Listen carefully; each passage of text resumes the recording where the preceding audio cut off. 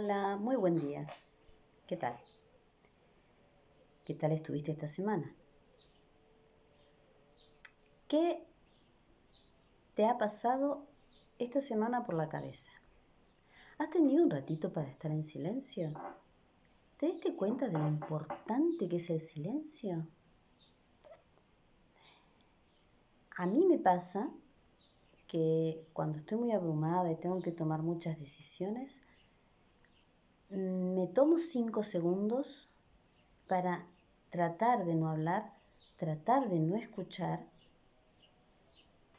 Salgo a la naturaleza y presto atención a un sonido. Si es el sonido de un pájaro, el sonido de una abeja, el sonido de los perros, el sonido de los caballos. Me concentro en ese sonido hasta que mi mente solamente analiza ese sonido. Es la mejor forma que tengo yo de hacer meditación sin sentarme y aislarme, porque no sé a ti, pero a mí me resulta totalmente imposible que cuando yo estoy meditando o pensando o simplemente sentada en un sitio, no venga alguien y me pregunte y me llame y, no sé, afectuosamente, no siempre es por molestar, pero lo cierto es que me faltan espacios de aislarme, de sentirme sola un rato. La soledad no es mala. Esto ya lo hablamos en alguna otra oportunidad. La soledad es un buen espacio cuando uno se siente bien con uno mismo. Estaba pensando muchos temas para hablar contigo hoy.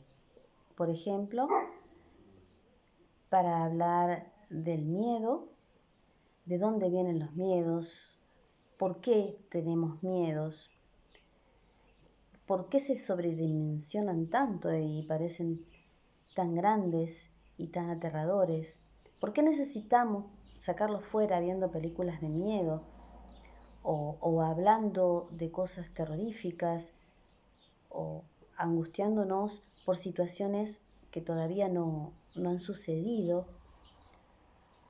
¿Por qué vivimos así? ¿Por qué nos hacemos esto? Si es tan desagradable, ¿por qué nos hacemos esto? Pero también se me ocurrió hablar contigo, porque no sé si te pasó, pero a mí sí, yo engordé un montón en esta cuarentena. ¿Por qué me hago esto?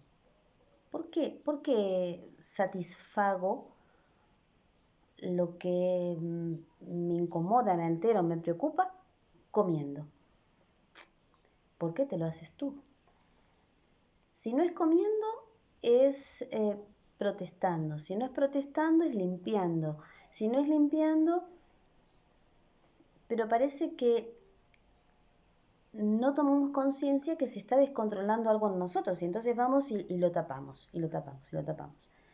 A veces con los miedos, cuando los traemos, los miedos son consuetudinarios, pasan de familia a familia y eso forma parte de un folclore y de una cultura a veces. Por eso son tan difíciles de erradicar y de controlar, porque tenemos llena la cabeza de frases de antes, de nuestros abuelos y de nuestros padres, que tienen miedos de esas épocas. Hace mucho tiempo leí algo que suelo mentarlo muy a menudo, que tiene que ver con lo que las formas y costumbres que heredamos y que ya no sabemos por qué y que ya no tienen cabida en nuestra vida, porque somos distintos, porque vivimos en otra época y porque tenemos muchos avances, tanto tecnológicos como humanos, supongo yo, porque a veces cuando veo mascarillas y guantes tirados por ahí, dudo un poco que hayamos evolucionado tanto. Esta historia más o menos cuenta que había una niña que le pregunta a su mamá, la ve cocinar pescado. La mamá tenía un pescado, le corta la cabeza y la cola y lo pone en el sartén. lo cocina y la nena, muy atenta y muy piscueta, le pregunta, mamá, ¿por qué le cortas la cabeza y la cola al pescado? Bueno, porque mi madre lo hacía así. Vale, ¿podemos ir a preguntarle a la abuela? Por suerte estaba la abuela viva. Entonces, 2 días, 3 días más tarde encuentran a la abuela. Abuela, ¿por qué le cortas la cabeza y la cola al pescado cuando lo cocinas? Bueno, porque, no sé, la cabeza no me gusta, la cola no se come, pero no le daba ninguna respuesta que justificara que se cortara la cabeza y la cola. Y entonces termina diciendo la abuela, es que mi madre lo hacía así. Cuando van a la casa de la bisabuela, que por suerte también estaba viva, le pregunta a la nena, ay, Bisa, dime, ¿por qué le cortas la cabeza y el pescado, la cabeza y la cola al pescado cuando lo cocinas?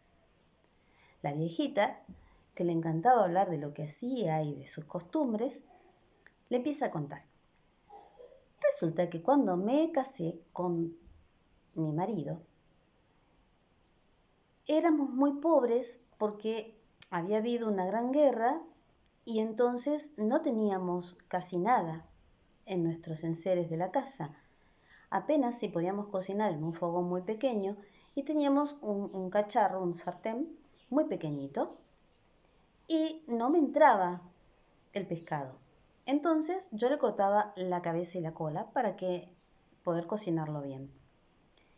Ahí estaba el porqué de una costumbre que fue pasando de generación en generación y que hasta que una de esas partes no se lo cuestionó, seguía pasando de generación en generación, de mujer a mujer en este caso, sin cuestionárselo.